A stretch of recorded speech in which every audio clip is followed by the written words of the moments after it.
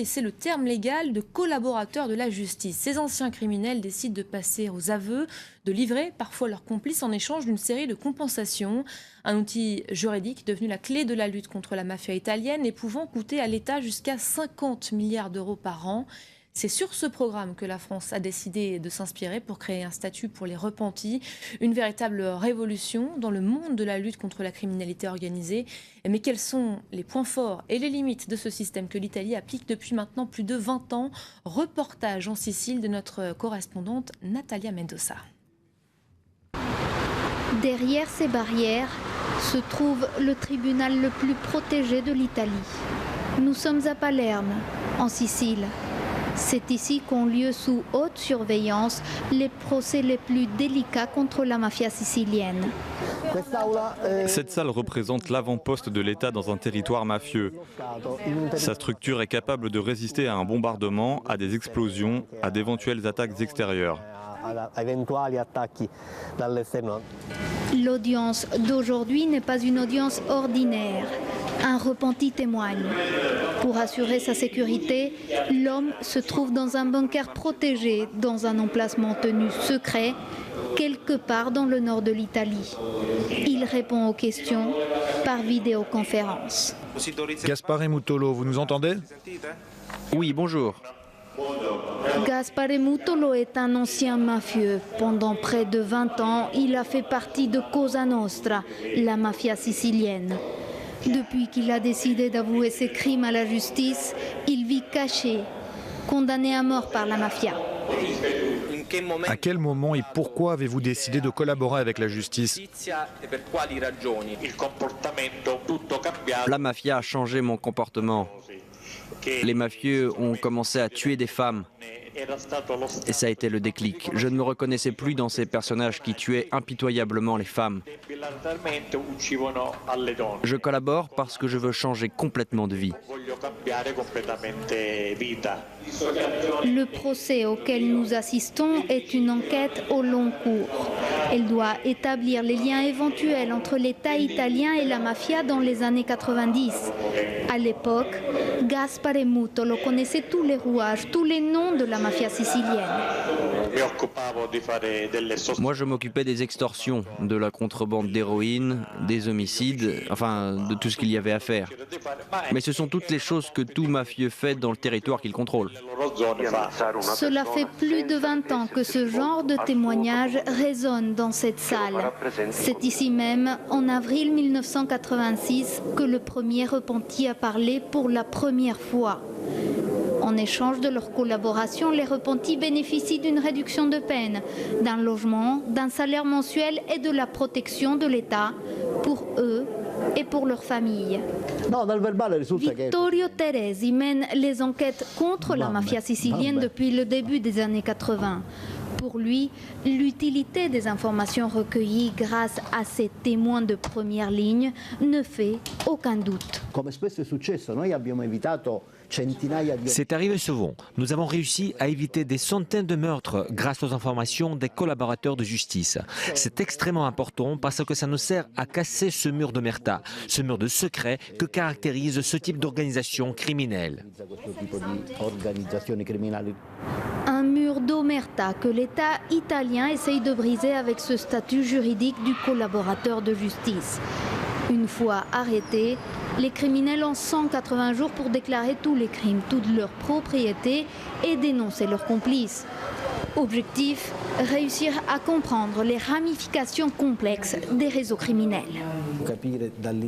Ça nous sert à comprendre de l'intérieur quelle est la structure de l'organisation, comment elle opère, qui sont les têtes, qui donnent les ordres, comment on change les chefs, bref, toutes les règles que nous ne pourrions pas comprendre autrement. Giuseppe Di Peri est avocat. Il a participé aux principaux procès impliquant la mafia. Il connaît les limites d'un témoignage venant d'un repenti. Ils ne disent pas toujours la vérité. Nous avons des cas en Italie où des personnes ont été condamnées à perpétuité injustement, suite à des mensonges de ses collaborateurs. Depuis la création de la loi en 1991, des milliers de criminels sont passés aux aveux. Maintenant, les gens osent parler. Ce n'est plus comme avant, quand tout le monde se taisait et avait peur. La peur se sent encore, mais nous commençons à battre l'omerta. Une idée que beaucoup de Siciliens partagent, mais le chemin est encore long avant que l'Italie soit totalement débarrassée du crime organisé. Et pour aller plus loin sur cette question, nous accueillons en plateau Fabrice Risoli. Bonjour monsieur, merci d'avoir accepté notre invitation. Vous êtes représentant en France de l'ONG Flair. Vous êtes également docteur en sciences politiques sur les mafias, un sujet que vous connaissez bien. Vous êtes également l'auteur du petit dictionnaire énervé de la mafia. Voilà pour ce qui est de votre CV. Que vous qui avez étudié la mafia, qui vous connaissez très bien la mafia italienne, cet outil est un outil qui fonctionne aujourd'hui, qui a 20 ans d'expérience derrière lui. C'est efficace réellement ? C'est très efficace et votre reportage est très bien fait en 3 points. Le premier, il vous donne des informations de l'intérieur d'un monde clandestin sans quoi vous ne sauriez pas de quoi il est fait et on ne peut pas combattre correctement quelque chose qu'on ne connaît pas. Donc ça a même une valeur scientifique. Deuxièmement, ça fait réduire l'impunité et la loi du silence. Ce qui est dit, je m'explique, la plupart du temps, les donneurs d'ordre, ceux qui donnent l'ordre de tuer, ne sont jamais condamnés. Or là, avec la collaboration avec la justice, avec d'autres recoupements et des écoutes téléphoniques ou des écoutes d'ambiance, on arrive à condamner, y compris le donneur d'ordre. Et enfin, le troisième point qui est très important, c'est la restauration de l'état de droit. Car si vous voulez faire un comparatif avec la France, aujourd'hui, il y a 30 homicides par an en Corse, 20 meurtres, 10 tentatives, et absolument aucune condamnation pour meurtre, pour assassinat. Avec ce système, on arrive vraiment à protéger ceux qui sont tués, car on n'est pas sans rappeler que les Corléonais, donc là dans le reportage vous en avez parlé un petit peu, avaient fait assassiner en gros 3000 personnes en 4 ans en Sicile. Donc là, il n'y a plus aucun homicide en Sicile. Ce n'est pas seulement grâce à la collaboration. À quel point ces aveux sont fiables ? On entend un avocat dire c'est un système qui a des limites. Beaucoup sont tentés de parler pour obtenir en échange des contreparties. C'est évidemment une question qui est posée. Il n'y a pas vraiment de problème de crédibilité dans la mesure où tout cela est public, c'est le magistrat qui écoute et non pas une petite confidence faite dans un commissariat comme ça peut être le cas dans d'autres pays. Ensuite, c'est recoupé par ces mêmes magistrats face à d'autres enquêtes patrimoniales, écoutes téléphoniques et il y a d'autres témoins qui ne sont pas forcément des mafieux. C'est un véritable travail d'enquête qui est effectué à partir de ces aveux, évidemment. Évidemment, c'est un procès. Donc, il y a eu quelques affaires de collaborateurs qui ont dit des choses fausses et ils ont été démasqués. On a une idée du nombre de collaborateurs en Italie, de ces personnes, de ces ex-mafieux qui ont collaboré avec la justice italienne ? Aujourd'hui, on est à 800 mafieux protégés par l'État. Ce qui fait à peu près 2000-2500 personnes protégées en tout, parce qu'on protège la famille. Je rappelle que c'est aussi la clé. Le mafieux qui risque la mort veut se protéger, mais veut surtout protéger sa femme et ses enfants.